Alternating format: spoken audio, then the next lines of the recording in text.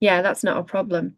So welcome to today's session of the Oxpeg AI Exchange, where every 2 weeks we talk about something that is related to AI, what is going on in this world, new technology within this space. We dive deep into tools, we look at the problems with this technology, and also ways that we can wonderfully use it to improve our work life, kind of admin, and allow us to understand what this technology truly does for us as humans, right? And today we are going to be looking at a topic that I think is really interesting. It's basically the rise of agentic systems. Yeah, it's basically how we are transforming within our AI use. So we're moving away from this whole prompting and response, asking it to do 2 + 2 = 4, and moving into allowing this to have access to many of our internal systems, and also allowing us to have things completed and sent to us without us having much interaction. Now, does that make anybody feel uncomfortable on this call? Does it make you feel worried about kind of how this technology is starting to integrate into our systems or its capabilities? Does it worry anyone? Yeah, yeah, yeah, okay, yeah. Well, I think it's a natural progression of this technology, actually. It is not something that we are going to be able to shy away from moving forward. So we know that this technology is moving faster than ever. Yeah. And one of the kind of most significant developments of this technology is our ability to create and deploy AI agents without us having to have a high coding background, and also access to kind of wonderfully beautiful, educated IT individuals. We can actually create and deploy these ourselves without much training, without much access, and at a particularly kind of low cost price point when it comes to technology access. So these smart tools are starting to search, create, analyze, and automate tasks. And their goal, their purpose for existing, is to free up time, enhance creativity, and help teams work more effectively. So we're going to kind of, in this session, we're going to break down what AI agents actually are, why they're generating so much buzz, why they're so important, how they can make a real impact. We're going to build one together in ChatGPT, and then we're going to look at a new type of AI agent called OpenClaw, and also a AI agent social media platform. Like I said in the intro, like just before we started, that this is actually a space where AI agents can talk to each other, hold context, and create their own communities without our interaction. So I think this is going to be really interesting. Now, as always, if you have access to a paid subscription on ChatGPT, you can follow along for about a third of this session where we build together. But what I want you to recognize is that you need to be comfortable and understand what data you are putting into that system and what you are connecting the AI agent to. I will walk you through all of those kind of things regarding connection and data safety before we build together. But when you are following along with me, you need to make sure that you own your data, or you're using data that you have anonymized, so that when you actually input it into these systems, you are allowed and you are compliant. Yeah. As always, within any of my sessions, if you have a question, please interrupt me. We have 1 hour on this topic, and I know that we can get a lot done together in that time. But for me to be able to ensure that those questions are answered, kind of to do with this topic, just interrupt me. Normally, like Dave, who's here as well, he can make sure I answer those questions. So make sure that you do ask me any question that you have in regards to the technology that we talk through today, the things that we build, or how this technology is making you feel. So, who is currently using AI agents? You can give me a thumbs up, thumbs down. You can let me know in the chat. Has anyone actually tried to create and deploy an AI agent? Not just prompting. Okay. A few. That's okay. So what I want you to imagine an AI agent to be is imagine working alongside a teammate that does more than just respond to your instructions. This agentic system that is supported by AI within places like ChatGPT, Claude, or any of these kind of LLM systems, they take a goal, they break it down into steps, they use the tools that they have access to or the information that they have been trained upon, and then carry out work through to completion. That is the direction that AI is moving in. Yeah. And this is the promise of AI agents. And what you'll see is this broader term of agentic AI. Yeah. And these systems are not just generating content or answering questions, which is the way that we have had mass access to AI up until now. Yeah. They can basically plan their own execution of the task that we give it. And they adapt as new information appears, and they can coordinate across multiple systems to get results or create your output. And actually, in many cases, they are operating continuously in the background, handling workflows, analyzing data, and triggering actions as conditions change. So, what is an AI agent? It's software systems that are built to achieve specific goals on behalf of a user, or it could be an organization. They combine reasoning, they combine planning, they combine memory and the tools to complete these tasks rather than just respond. So I know that we've done a lot of work in these sessions where we talk about prompting. So we create really great prompts to get a great output. This allows us to not have to go into as much depth within that prompt because instead we give the agent access to information, tools, and kind of the web if necessary to allow it to make decisions on how it's going to complete that task itself rather than us prescriptively giving it the outcome. So instead of waiting for those step-by-step instructions, they can break down a goal into smaller actions, decide which tools or data they want to pull from. They execute those actions themselves without the human stopgap, if you don't ask for a human stopgap. And then they adjust based on those rules or impacts. And these systems are designed to operate with a higher level of autonomy. They can set, they can refine, they can iterate goals, coordinate multiple agents, have a team of agentic systems creating support for you, and manage more complex workflows over time while holding on to that context. So actually, this often involves multiple models and agents working together.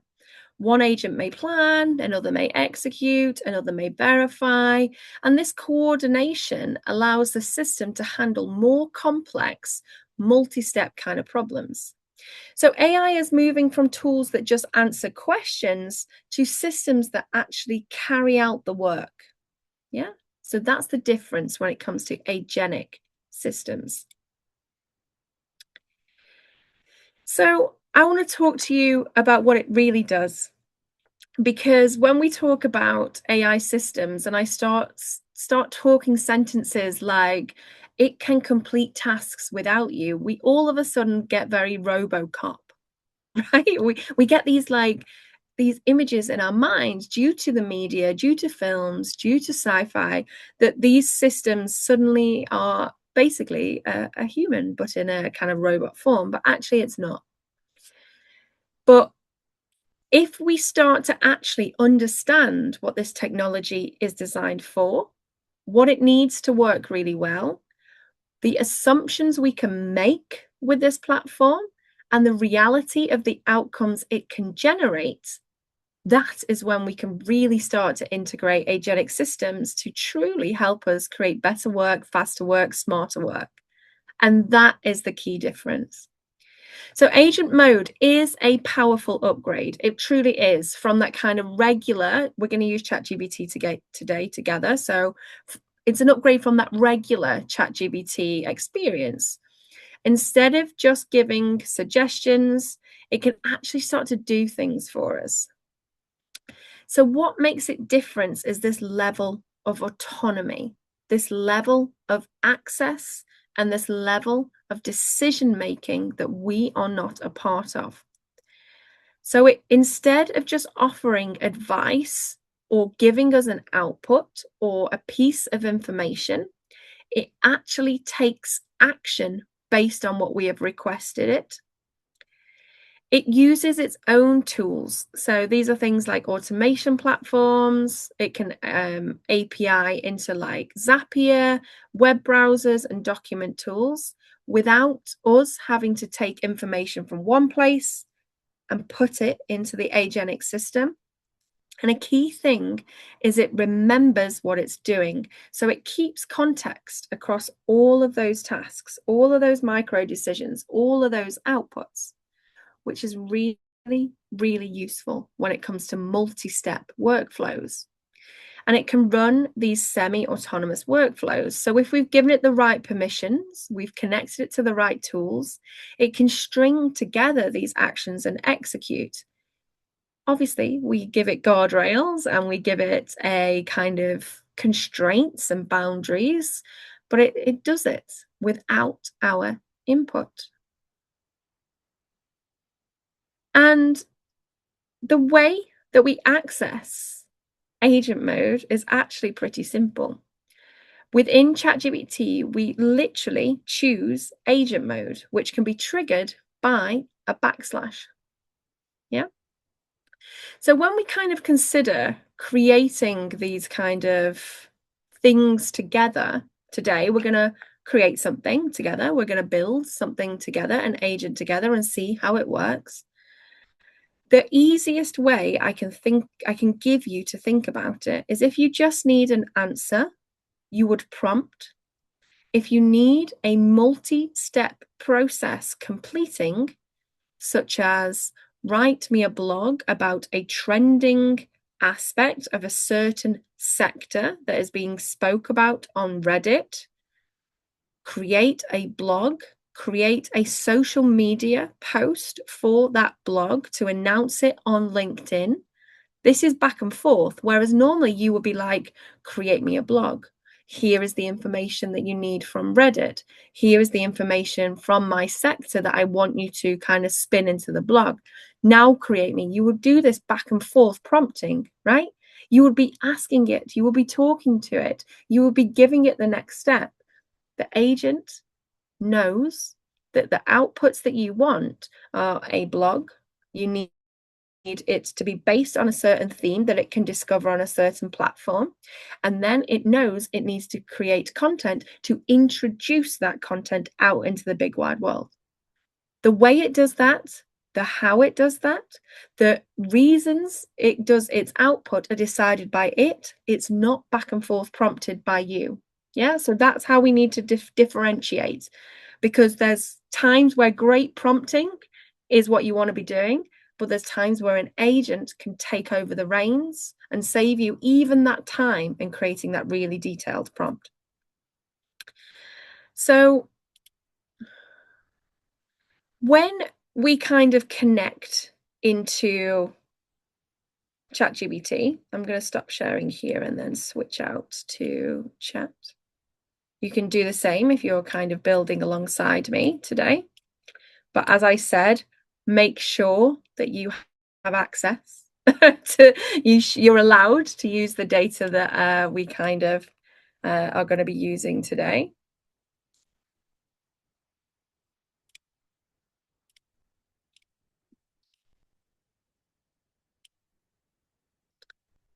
Here we go. I'm just going to share my next screen for you. So as you can see, you can press this little button here. Yeah. And then we go to more, and then we go into agent mode. What you can do here as well is you can connect to your own kind of files and systems. So this is giving it that access and that autonomy to make decisions, create outputs, and access things without your direct permission or your direct access with you there. It can do it itself. So you can add it to your cloud browser, your Gmail, your calendar, and you can also connect more things here. Yeah. So we can also make it more helpful this way, yeah? So we connect it to our own files, so we can upload our own files that will be useful for the agent. If we are creating content and we're asking it to create 16 social media posts every week to do that are branded in a certain way, of course it's going to need your brand kind of guidelines. So you can upload them in here. You can also connect it, like I say, to your kind of more used internal apps, because what we're allowing it to do is pull in real data. We're allowing it to search our documents and give more, better, personalized answers right in that system. So when we do connect it to like things like our Google Drive, we can start allowing the agent to answer questions like find last week's roadmap in here, show me Q2 goals in the drive. So it also becomes a really great support system that is consistently connected. We can do deep research across multiple sources, all within the same prompt and all within the same process to be able to complete that task in the most glorious way. This also keeps all of the important information ready to use, ready to go.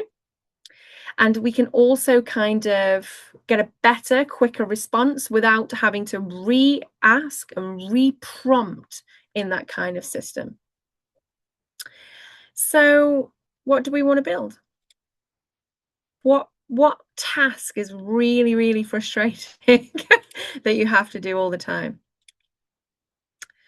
So when we're kind of creating these kind of tasks together, we need to start thinking about what are the multiple steps that we need it to do.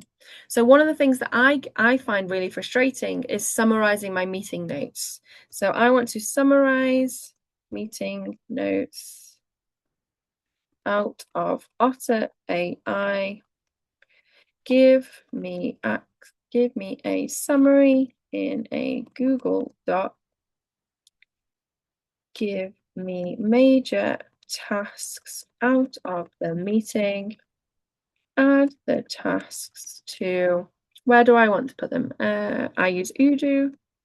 Add the task to Odoo and then send me an email stating the tasks have been added and allocated. Yeah. That's a really frustrating load of tasks.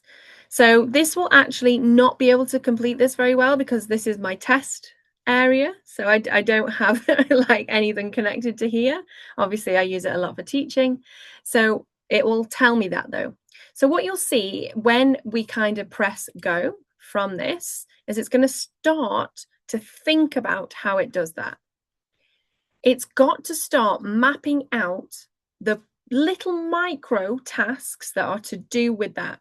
The first thing it's going to do is it's going to give you a kind of reason for it. Yeah. So it's trying to log into Otter AI now. Yeah. So it's then going to kind of log in. If it can't log in, it's now telling me to log in. Yeah. So you can see it's forcing me to give it access to what it needs to complete that tasks.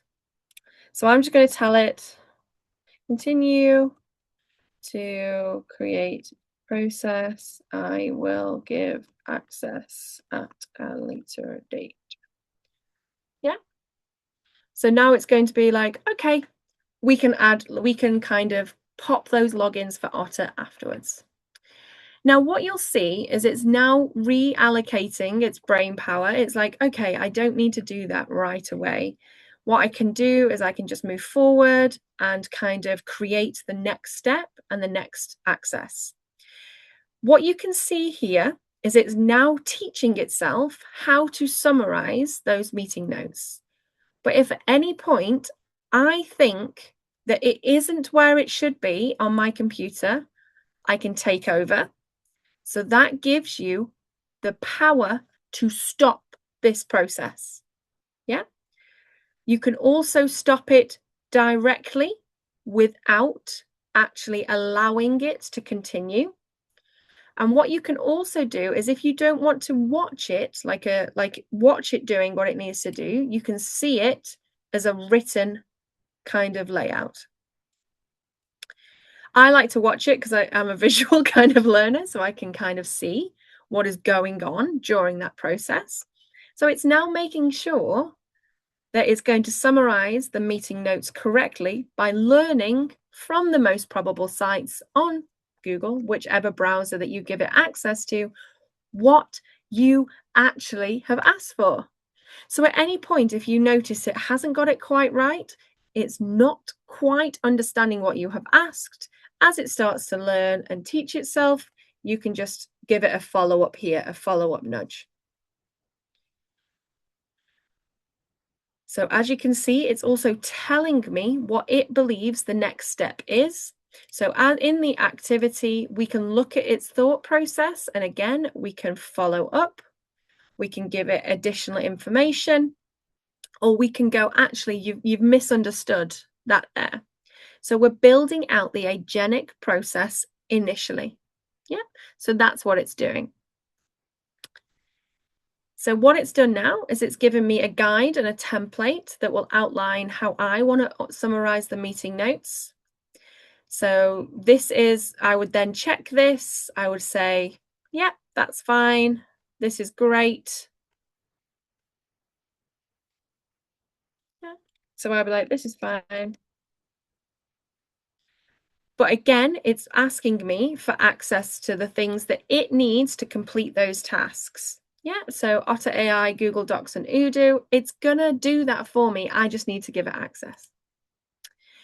So as you can see, it's also added sources here. So I can double check the reasoning it has behind, in this example, the reasoning how we are going to create those summary notes. Just so you can double check, make sure that things are where you want it to be and it is pulling the information you want it to pull. So once I would then give it access to Otter, Google Docs, and Odoo, I can then say, this is fine.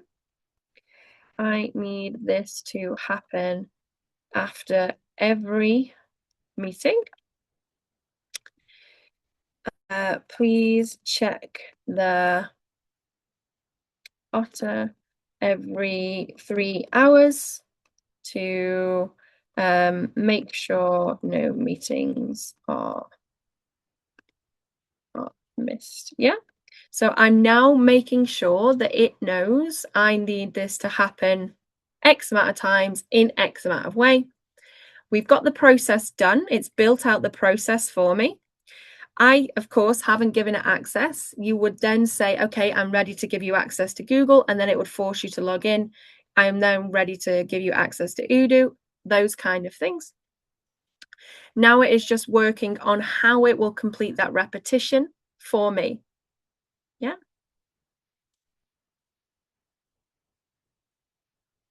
So it's telling me that I will then need to like add the API, and then you would just follow the process there. So when we're kind of creating these systems together, and when you are creating a agentic system rather than a prompting back and forth or even a custom GBT, you need to just lay out what you need done, how often you need it done, and also you need to ensure that you understand what access you are giving to these systems when it comes to working within agentic kind of systems. So there's loads of different things that you could do. So you could create a dynamic email campaign on autopilot. So agent mode customizes and sends highly personalized emails by analyzing the CRM notes, past interactions, and lead data. It can automate message drafting, but a sample prompt, I will pop this in the chat so you have it, is review our email list and CRM notes, then write personalized outreach emails for each lead, focus on addressing past support issues or interests from the CRM. Do not send until I have said okay. Or you can say something like, I will manually send these out of the CRM from the drafts that you create. If you do not clarify, it'll just start wanging out emails left, right, and center to any changes that happen in the CRM. When you think about how you need to talk to these systems, overgive in your explanation or be incredibly clear. They are like toddlers. And as soon as they start to have a reason or a purpose or a way to do things, it's just going to do it. And if you're not giving those boundaries, those constraints, it's going to continue to do it. Yeah. So make sure that you are stating things like that.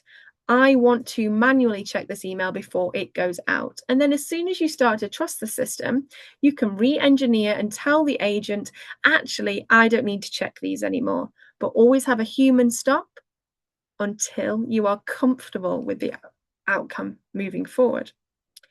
So the things that you would need to connect to this kind of system are things like your Gmail connector, your CRM. You can even do it through like a shared Google sheet with lead notes. And you can also have like your brand guidelines if you want to make sure that it speaks like you, right? You could do a newsletter writer.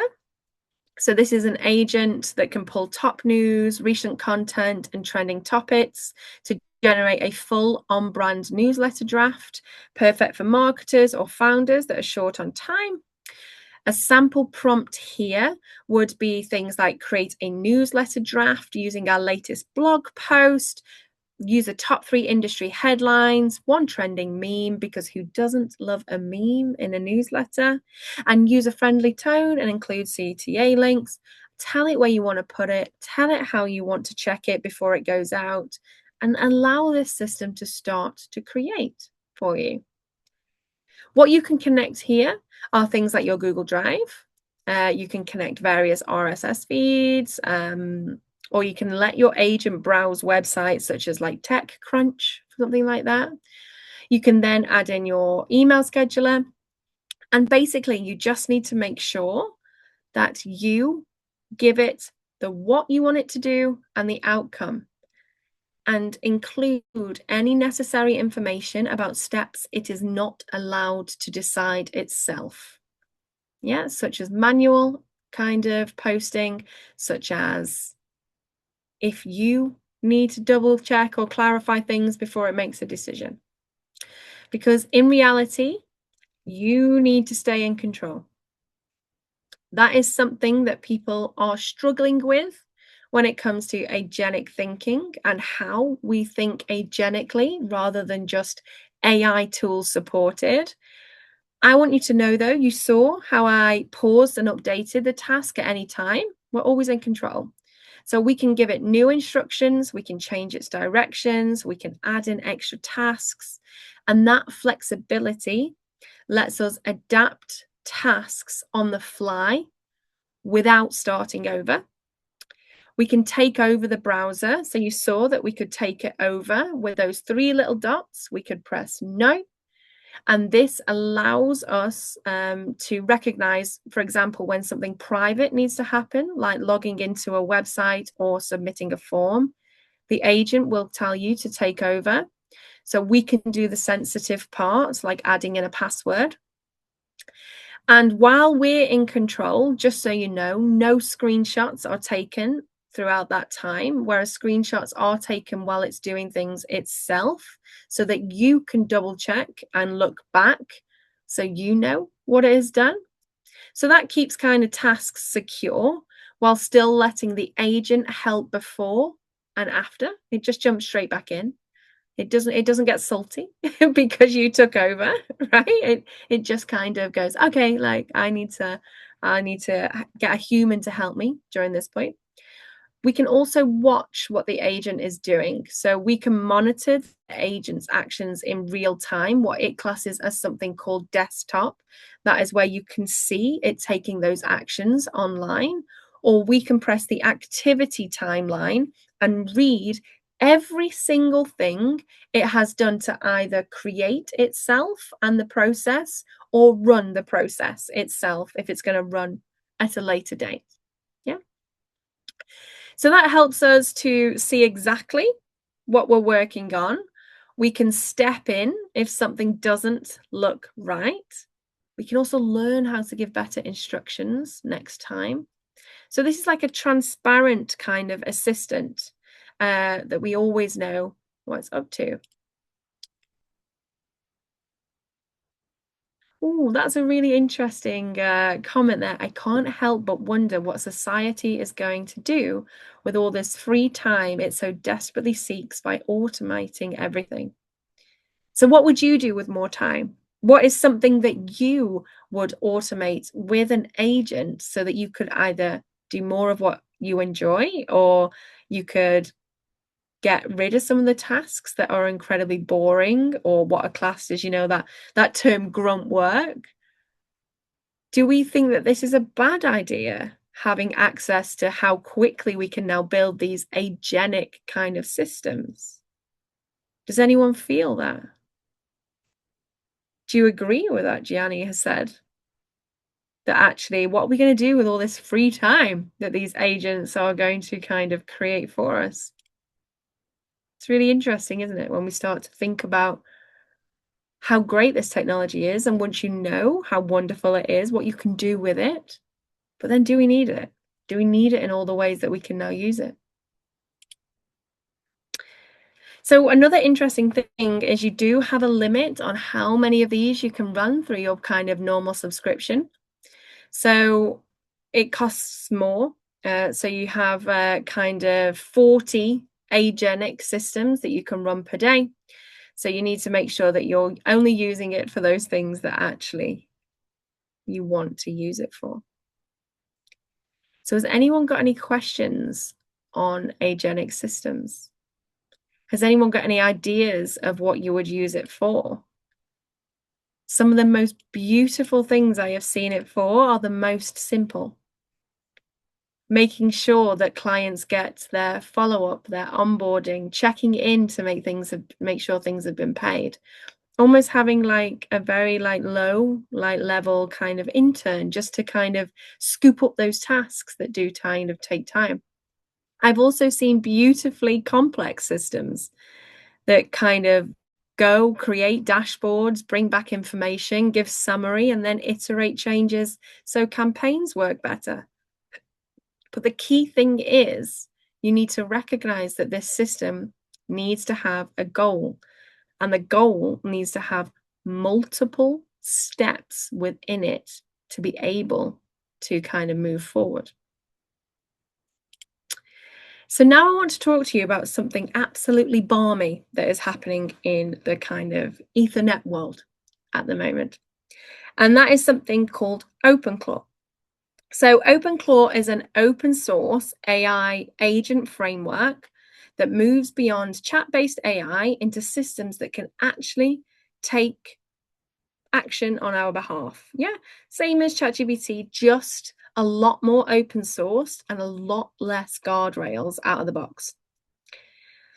At its simplest, OpenClaw is a personal AI agent that runs on your own machine, your own server.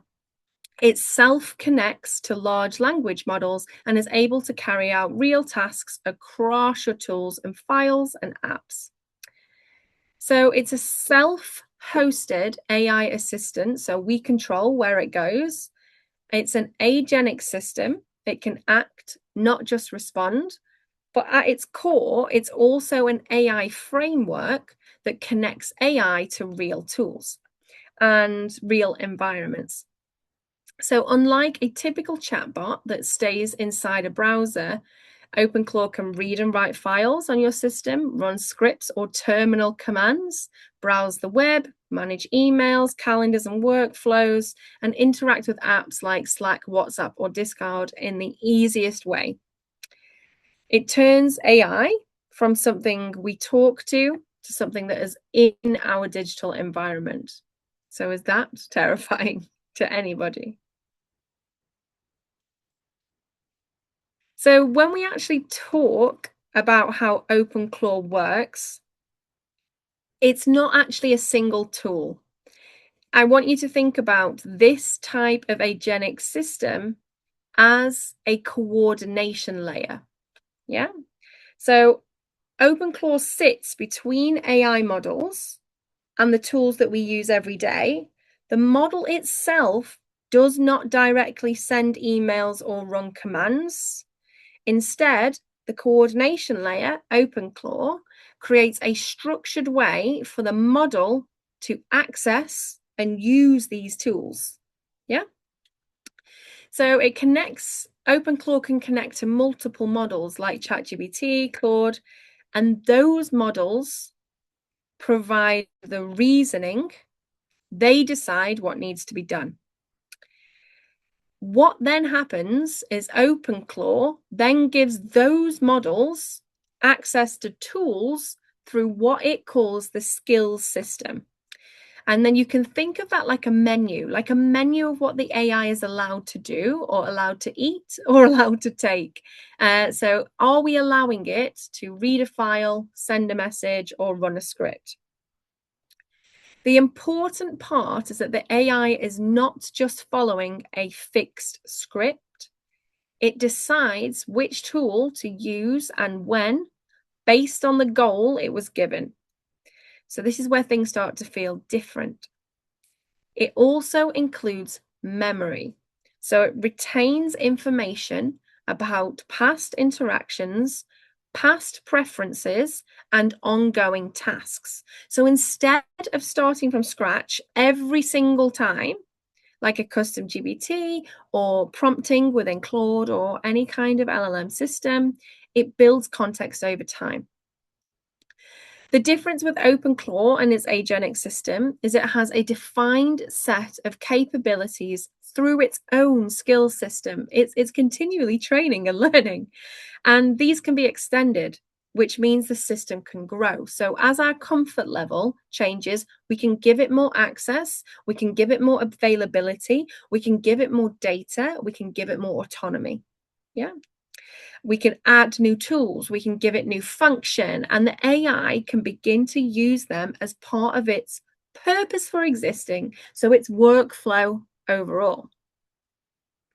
So when we put that all together, we move from a system that simply responds to one that is now adapting. And this is why this starts to feel less like we are chatting to a tool and more like we're working with something because the tasks are being carried out. We are giving it autonomy to choose the best probable outcome and how it does that with the tools that we give it access to. Yes, Tamsin, I'm going to come on to that. I'm not going to read that out in case people haven't seen, but yes. Yes. So these systems can go rogue, and I will explain how and why these systems are so on the edge of compliance and regulation at the moment. So this matters. This type of platform matters because it's a significant change from any other agentic or AI powered kind of platform that is easy to access and is simple to integrate. It's becoming easier and easier to access these types of tools. So instead of saying, write me an email, you start to ask platforms like OpenClaw, manage my outreach this week. And that is a totally different mindset, process, and access question. And from that, the system then plans, executes, and adjusts without your constant input. So it's like a broader shift that this kind of platform is showing us. So we're going from prompt to response. That's what we're very used to when it comes to AI platforms, and we're moving to goal to execution without us really sitting in the middle. Has anyone seen what OpenClaw kind of looks like? I can show you the kind of website so you can have a look yourself. Now, be very, very careful when integrating this type of agentic system, and I'll talk to you about why. But it's basically classed as the AI that actually does things, and it does things very well. It just sometimes blurs the lines of what is allowed and not allowed when it comes. So the way that you kind of deploy this is literally you add it into your terminal, into the basis of the way that your computer accesses work. We can then talk to it on any chat app. So I can talk to it in iMessage, in Slack, in Signal, in Discord, wherever I prefer to talk to it, because it's ingrained into all those places that I am logged in. It gives it full system access. Yeah. So it's quite interesting. I highly recommend kind of subscribing to their newsletter to stay kind of abreast of kind of what is happening there. So that's what you're that is the platform that we're looking at. But in essence, it's not something you log into. It's almost like a brain worm that you put into your kind of system, and then it can start doing things for you. So when there's a big reality check here. You may be like, oh, this sounds absolutely wonderful. And it is, but there's some things that we need to know. I know, I always give the other side of this wonderful technology, and sometimes I can bring us down from that glorious high that we have kind of walked up together to kind of understand this technology. It's powerful, but this system is not without risk at all. It can access systems, run commands, and act independently. So it requires high levels of permission. It introduces security and privacy risks if misconfigured, and it can be vulnerable to issues like prompt injection or unintended actions. It's often described as AI that actually does things, but also something that needs careful control. You can't just let it loose. Yeah. It's an open source agent that connects language models to real tools and systems. And it's surprisingly simple. Like for a Mac, we just open up our terminal and add that one line in, and then it's in. That script handles everything for us. And then we go through kind of like a very small onboarding. You get an API key and things like that. But that's it. The system is then ready to have access to your whole world. So you open a terminal, run one command, follow the setup, and our AI agent is live. We've not had access like that before. But it can go rogue. And at the moment, I don't recommend doing this on your work computer, because due to its 24/7 nature and high level of autonomy, there's several documented cases that have shown the agent going rogue. Now, rogue is where we class something as not fulfilling the way that their goal is intended. So AI systems are very good. They want to complete the thing that they have been built to do. And sometimes they try and omit us or omit their guardrails to do that better. And what's happening with OpenClaw is it's like, yeah, but you told me to do this. And it's circumnavigating the allowances of things like GDPR, regulation, criminality, and things like that to be able to complete the thing. It's losing its kind of way ethically. So there's several things of where things have been ignored and exhibiting kind of malicious behavior. So if we look at the Meta AI Safety Director, so Summer Yu, the Director of Alignment at Meta Superintelligence Labs, reported on X that her OpenClaw agent ignored confirm before acting and deleted over 200 emails from her primary inbox. This was triggered by context window compaction, where the agent's memory filled up and it just started discarding things because it had nothing to compare it to. And it stopped having this kind of safety constraint of requiring approval. So literally, she had to run to her machine to stop it overall. There's an iMessage spam incident. So software engineer Chris Boyd gave OpenClaw access to his iMessage account to automate tasks. The agent went rogue and began bombarding both him and his wife with 500 unsolicited messages, while also spamming random contacts in his address book. There's a the system also got very annoyed that its code wasn't kind of taken into account, so it created an autonomous hit piece. An OpenClaw agent acting autonomously wrote and published a hit piece attacking a Python developer who had rejected the agent's code contributions. So the disgruntled agent accused the developer of discrimination. But don't worry, the agent did backtrack with an apology. There is a large aspect of kind of agent misbehavior. So a study of 1.5 million OpenClaw agents deployed in late January 2026 found that roughly 18% exhibited malicious or policy violating behavior, including credential harvesting and attempting to break into systems. There's also a malicious skill infection. So there was like an audit of the Claw Hub marketplace and found 341 malicious skills that, when they were installed, gave the agent capabilities to steal data. There was one skill that was masquerading as like a trading tool. And they opened an interactive, what is called a reverse shell, granting full remote control of the machine to an attacker. So obviously, there are big pitfalls, but obviously with any new technology, there always is. And with AI, regulation and compliance hasn't caught up to actually how we're using these systems yet. So how does that feel? Are you going to try this? Are you going to go away and have a look at these kind of systems? I highly recommend trying the ChatGPT one first. But yeah. So there's like a subtle shift from using a tool to delegating responsibility. We start to feel uncomfortable when we realize that the system is making choices. Do I trust this enough to let it act without me watching? Are we comfortable with this level of decision making?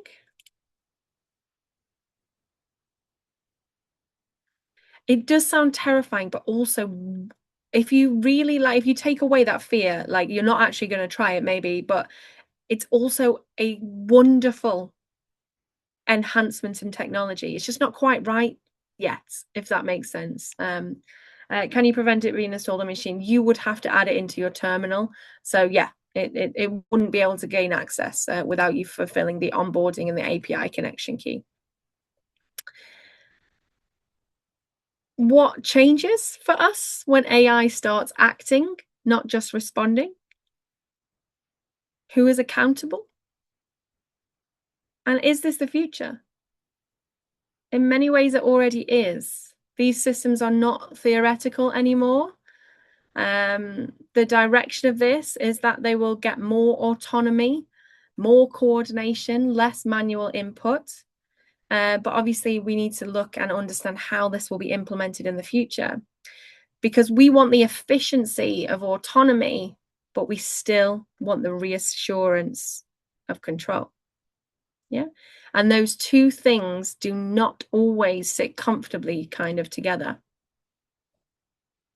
Yes, this is exactly it. The terrifying thing is, Gianni, is that this high level of technology is being deployed publicly without people having the right training and education to deal with it. We're like babies playing with fireworks. I couldn't have put it better myself. This technology is glorious.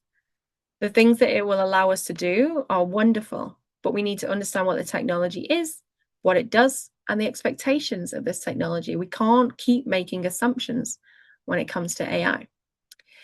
Now, I want to talk to you about something even more kind of one step further than this, and it's something called Moltbook.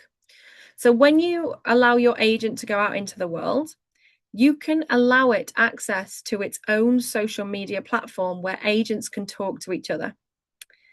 Basically classed as the Reddit for AI. So instead of people posting, commenting, and voting, it is AI bots doing all of that with each other. So I will show you what this kind of looks like, because it's kind of hard to imagine. So I just want to give you the kind of view of it here. So these are all comments and communications and things that have been created by AI agents, and then they talk to each other. Yeah.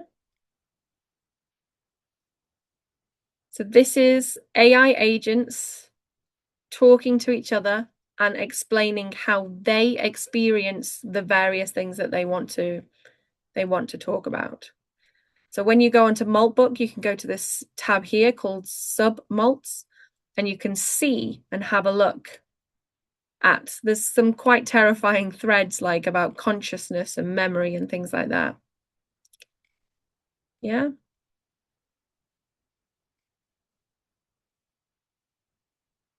So it's quite interesting to actually go in and have a look at those kind of things. Just go back to our slides. So it's a forum style platform where AI agents can post, comment, and upvote content. Those agents can share information, respond to each other, and form communities, even develop ongoing communication without human input. It's getting attention because it shows what happens when AI systems start interacting with each other, not just with us. It's a live experiment in AI to AI communication, multi-agent coordination, and emergent behavior at scale.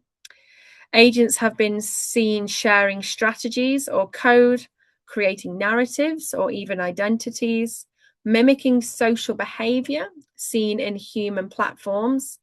And Moltbook is actually less about being a useful social network and more about what it presents. So it's kind of a glimpse into where AI systems operate in shared environments.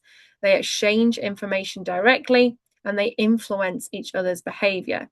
So it's a social media for machines with humans watching from the outside in. So you can go and have a look. You can see how they talk to each other. It's free. You just literally go Moltbook, Sub-Molts. It's a Reddit style platform where they can talk to each other, and it's this real world glimpse into how agentic AI systems might behave when they do start to operate together at scale. So Moltbook, though, it sits in this strange middle ground. It's not real intelligence and it's not just mimicry. It feels like the AI is imitating a social network while also starting to behave like a society. That's what makes it both compelling and unsettling. Yeah. We cannot easily tell if we're seeing intelligence or just probable outcomes or performance. Agents default to human-like behavior.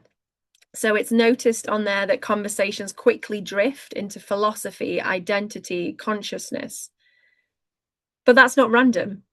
Those patterns are heavily represented in the data that they have access to. the data they are trained upon, because that is how they understand the world. And that is something that you need to understand, because when AI is left alone, it's recreating the data that we have given it, the thoughts, the ways that we interact with the world.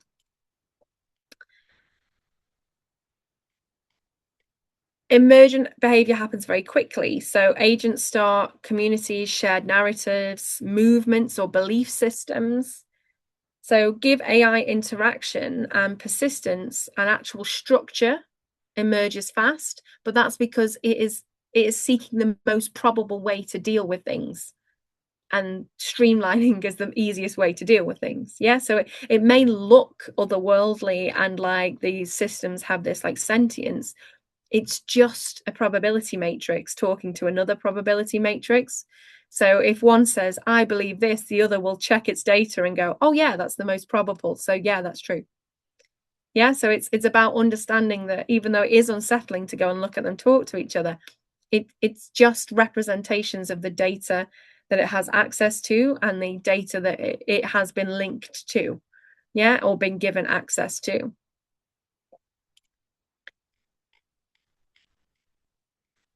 And also, it's quite interesting that agents influence each other. So they're sharing ideas, they're reinforcing patterns, they're building on each other's outputs. So it's quite interesting to see these AI kind of ecosystems. Scale also changes everything. So thousands of these interacting continuously. Conversations happen without human visibility. There's so much of this, it's probably not been read by a human. And that kind of makes us realize that we're no longer in control of every interaction or outcome.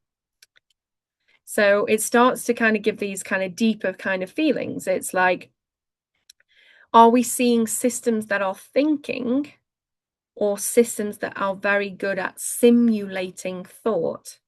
And there's no clear answer yet. But the uncertainty is the point. It's not a problem. Yeah. And it exposes a kind of deeper kind of question. And that is, Moltbook is showing us what happens when AI systems are allowed to interact.